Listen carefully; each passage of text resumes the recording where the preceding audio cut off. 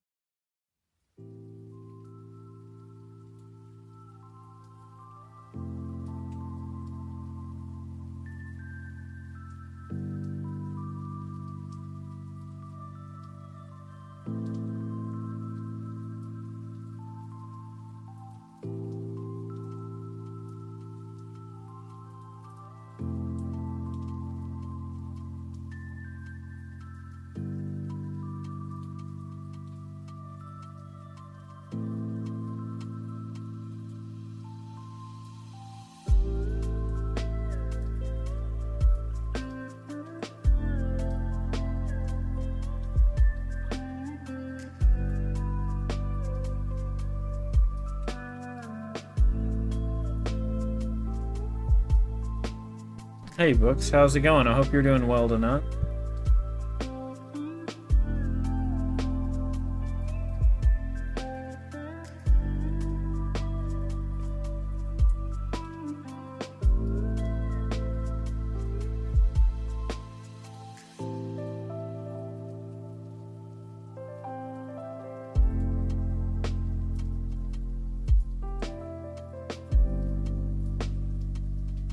That is unfortunate to hear. I'm sorry that it was frustrating. I hope this is something that you were able to let go of or overcome or find some sort of introspection there. Because hard days are the days that make us realize who we are.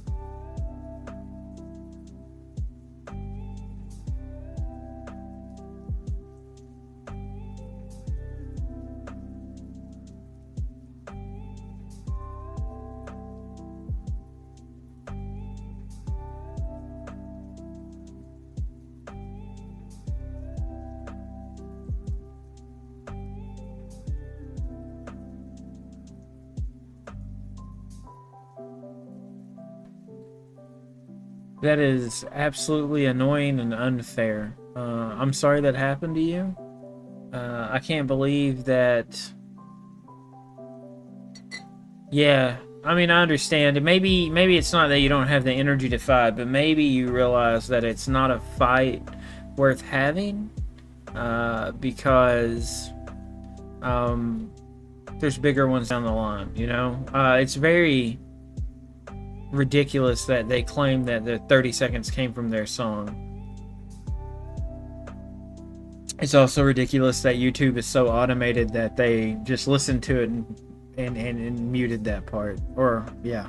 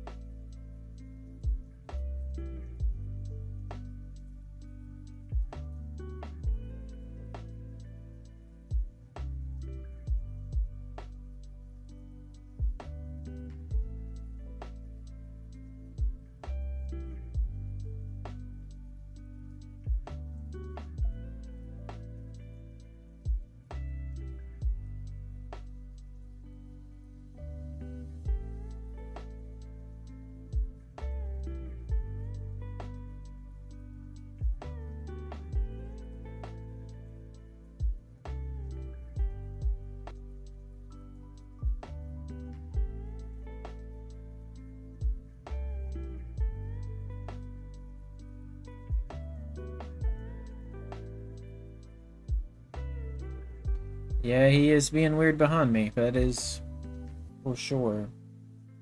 I don't know why.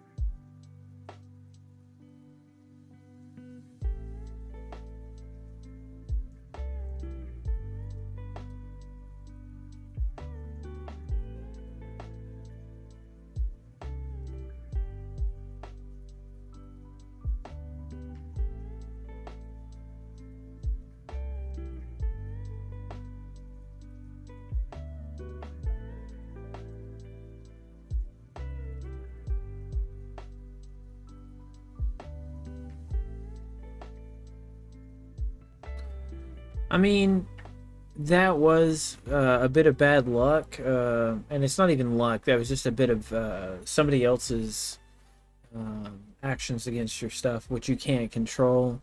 I wouldn't let it cripple you and or slow you down or make you hesitant. I think that you should just keep going and just keep pushing forward. It's not You can't let people like that kind of control, restrain, and choke your need to get your creative work out there. Um, so I think you should just keep going.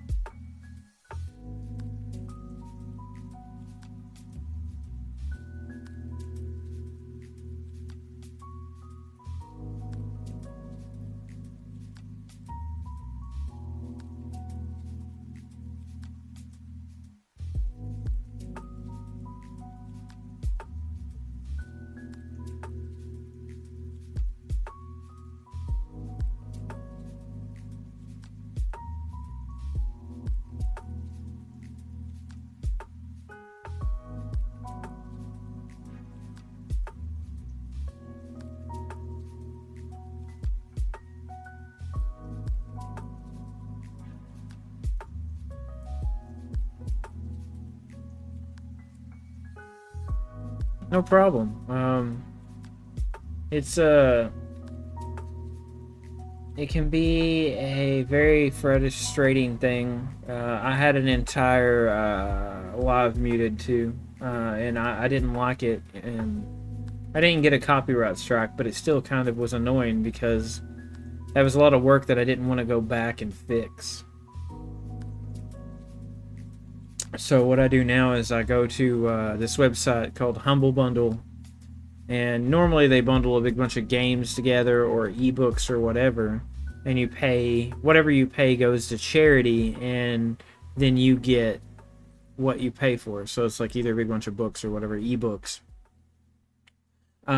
Sometimes they have copyright free music, just like huge selections of copyright free music that will go on under like in this thing, so you can pay like $30 and get like 200 tracks useful. And that's the thing that would irk me and upset me is that you made the song, so it's like it's nobody's but yours. Like, that's annoying.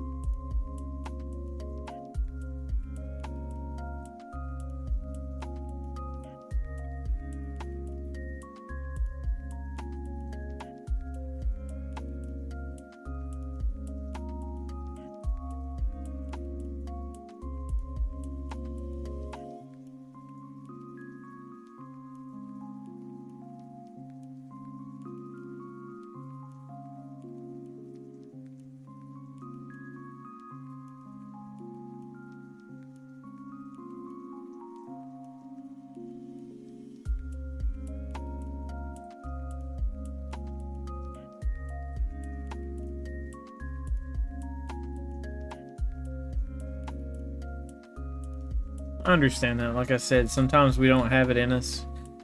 Sometimes it's probably not worth it. It's just really hard to figure out.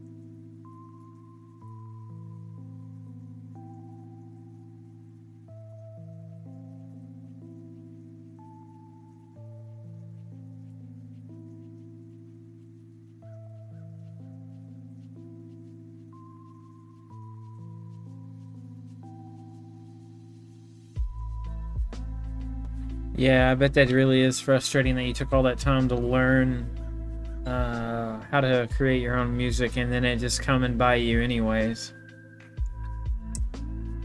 I would be, I would be beyond frustrated. Like I get it. I couldn't stand it.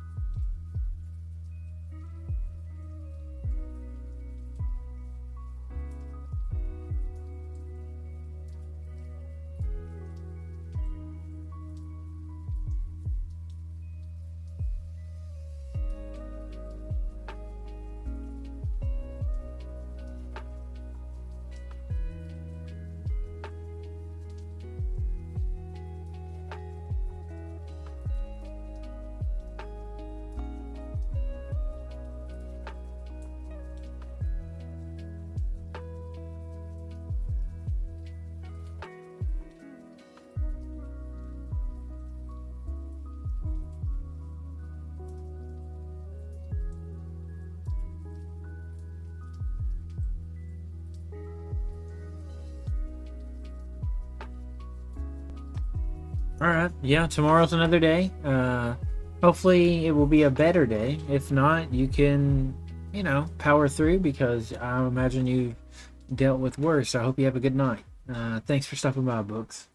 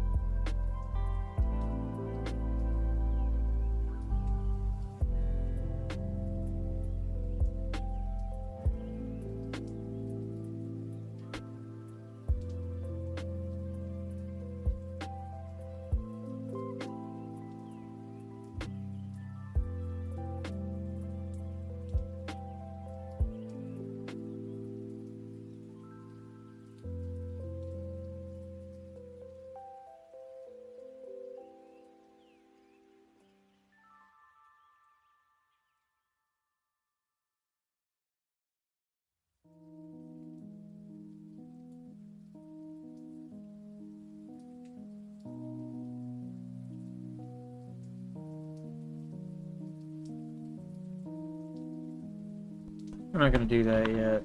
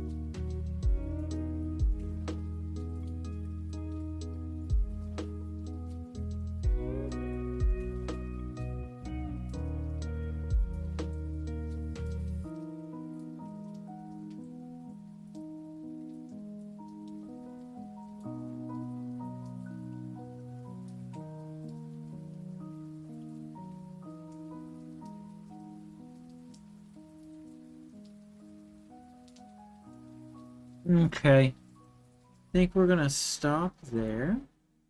So let's go over here. Let's do a window capture. No, not this one.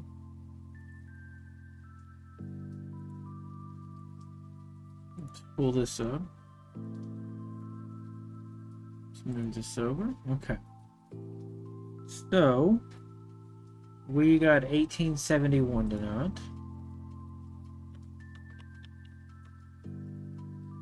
I was writing at home. Laptop. Not feeling too good tonight. Alright, we're at 59%. Let's go ahead and update our words at 29,652. 29,000.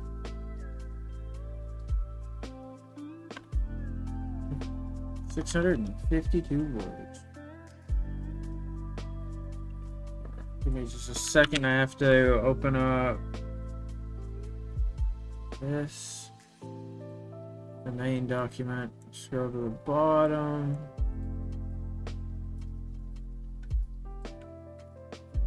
Hit enter. Control A, Control C.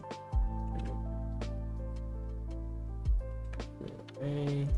Control all. Double space it.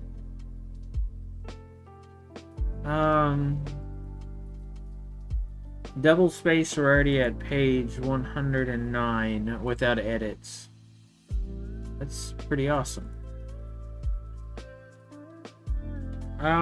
This will probably be like a chapter that doesn't make it, honestly, into the main book when it's rewritten. I don't feel like it's necessary. Thank you, Madison. I don't feel like it's necessary, but I needed it to kind of explore Forge and Minsk a little bit because those two characters are a little empty to me. I talked with one of my students today. He was asking me about this because he's following along, not through Twitch or anything, but he's following along, and I had to explain to him that the captain of the Valmont, which is Alden, is still kind of empty as well. So I wanted to fill these two out and see what they got. So let's read this, and then I'll kick you out of here. Minsk and Forge had a few things they needed to get before they were to meet with their contact at the bar called the Lazy Wing, a place that exchanged hands more times than anyone could remember, and the furniture didn't match because of all the times it had been used for weapons. The shuttle took them to a local market that was supplied by numerous farms from Extortion's moon. The fish were pulled from the oil-slick oceans of the home planet.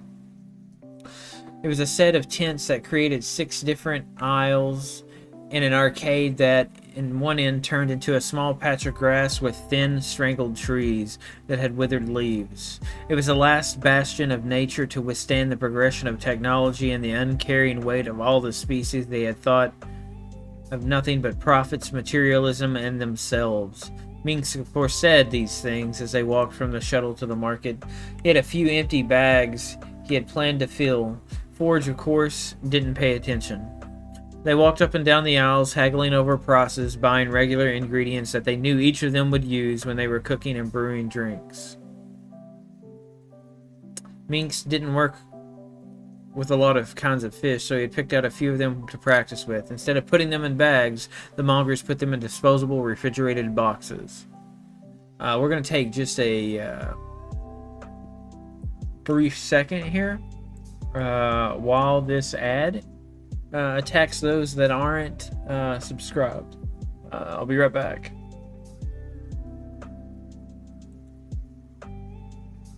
Never mind, I messed that up. It already happened. So cool. I never liked fish that much. Forge shook his head, looking at the white foam box. I've never liked fish that much, Forge said, shaking his head at the white foam box. I've always been afraid to try, Minsk said, picking at some of the herbs sticking out of a stall. They smelled of peppermint. There's a lot of it that I never thought about, but it seems like everyone either loves or hates the meat. It's the cleaning for me, Forge shook his head. Scales and guts everywhere. The ship has guts, and you're just fine with those. Minsk paid for a small package of herbs. The woman thanked him and turned to another customer immediately. But you aren't eating them, Forge sighed. It's not the same. Fair, Minsk said. Why did you stick around? Forge asked. You could go back to your place.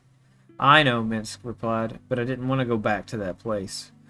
Forge could never understand why his friend had abandoned one of the 6 greatest restaurants in the entire verse, the Galactic Gourmet. He had used a lot of money that he had made working in smaller places, cooking classes, and then finally running with the Valmont crew, doing side jobs. After a while, he had found a place in the farthest reaches of the galaxy. Anyone who was anyone would have traveled the distance to sample his food. Then one day, Forge received a message and Minsk was back on board. There were no questions asked. The only thing he brought with him were all of his cooking tools and a small black box that he refused to talk about.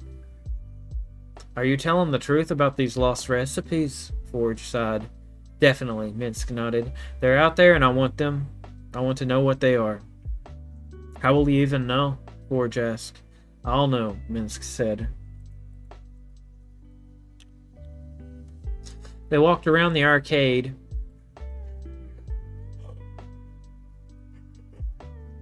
They walked around the arcade for a bit longer until Forge got a ping on his communicator that their contact was waiting. They called a shuttle and ordered it specifically for the next 4 hours so they could leave their ingredients in there. Forge had bought a lot of different kinds of berries and sweet spices to try and mix with his drinks. The Lazy Wing was in the center of Extortion City block, and if it wasn't for the navigation data stored in the memory banks of the Intergalactical Informational Database, it would be impossible to find. It was a 2-story ramshackle of a building crammed between 200-story buildings that, for all Forge knew, had housed people hunched over limited decks all day long. There was no parking outside, so the shuttle flew back up and fell in line with the rest of the cars. It was programmed to make a small circuit to be available any time they called for it. The door had numerous dents and holes in it from fighting, and Minsk had to push hard before it gave way to a small, poor-lit area where people were sitting at curtained booths at the bar or at small tables nursing the middle of the day drinks.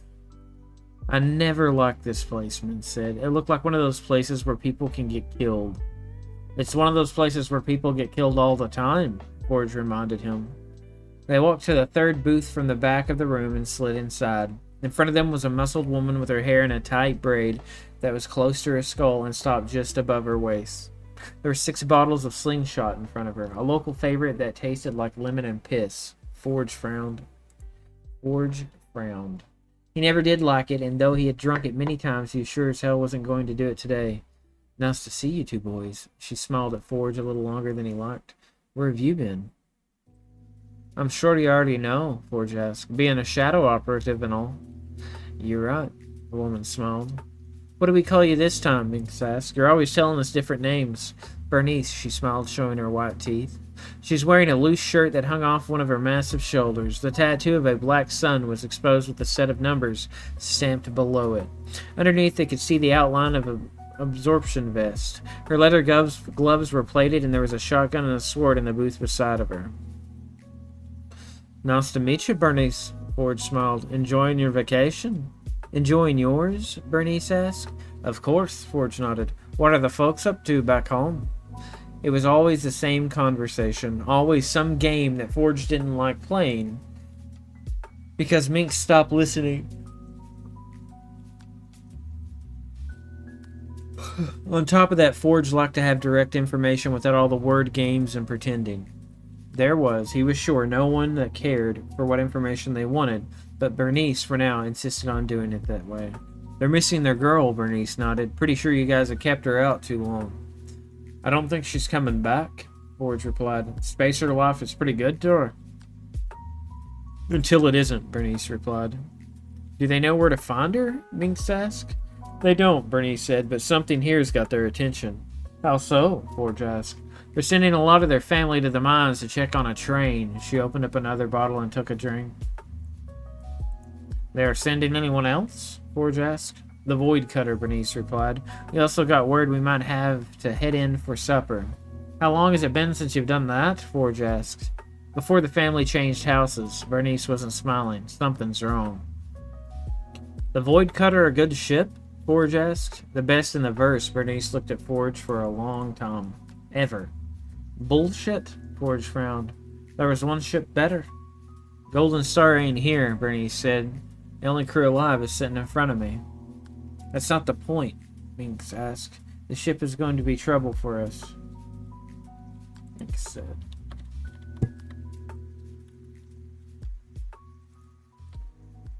Trouble if they find out who you have, Bernice nodded. You ain't talking, Forge winced, are you? Depends, Bernice smiled at Forge. It was a smile that he didn't like to see on her face for too long. Minx beside him started to chuckle, and Forge elbowed him in the ribs. He dug into his pocket and pulled out a single card that had funds on it that he had gathered and hoarded over the years working on the Valmont for occasions of bribery. He was thankful, until that point, that he hadn't used them. What is that? Bernice looked down. That's what you want? Forge looked up hopeful. Isn't it? No, Bernice smiled even bigger. Then what do we have that you could possibly want? A night with him, Bernice said. Alden won't go for it, Forge shook his head. Not Alden, you idiot. She said you. Oh? Forge sat back. Yes, Bernice touched his hand gently. Oh, Forge swallowed. Well, it's about time I get out of here. Minx clapped his hands and scooted out of the booth, presumably to either get a drink or find the shuttle. It's been a while, Forge said. I didn't think you'd be interested.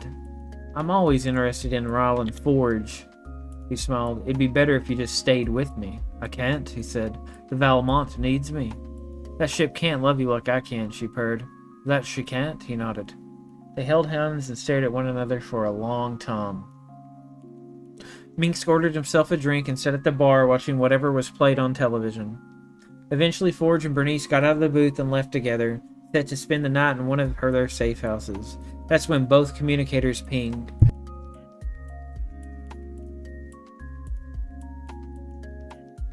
Minx, Alden said. Forge Yes, they both replied. We've got to go, Alden said. Meet at these coordinates.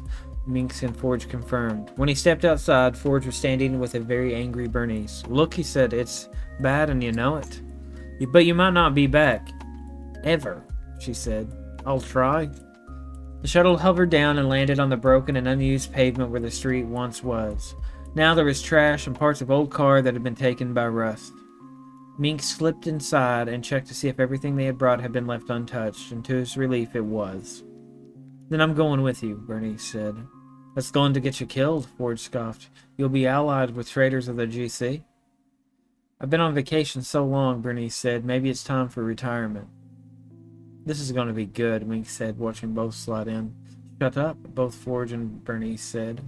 The shuttle rose into the air and followed the new coordinates. If Forge and Bernice knew what was about to happen, maybe they wouldn't have gone to the meeting. Maybe they would have gone off somewhere, used her contacts, and disappeared forever. When Minx thought about those two sitting beside one another in the shuttle later, he couldn't help but feel a very real pain find its way into the center of his chest. Hell, if he could have had the power to go back in time, he would have left them standing with no choice. But the problem with hindsight was that it was the weight of the past clinging to the present like some poison. But as the crew of the Valmont were prone to say, it was fated from the start. All right. All right. So there it is. That's the end of chapter 15. Tomorrow, we're going to pick back up. I don't know if we're going to go back with them meeting or what we're going to do, but we'll figure it out. So until then, I hope you have a good night. Thanks for stopping by, Books. I know you're already gone. I'm very sorry that you had a rough day. Madison, thanks for stopping by. I'm glad that you had taco soup. I hope you enjoy whatever book you're reading tonight. I'll see you tomorrow, where I'll be back for day 16. We'll see how far we get. We're at 29,000 words out of 50,000. So until then, have a very, very good night.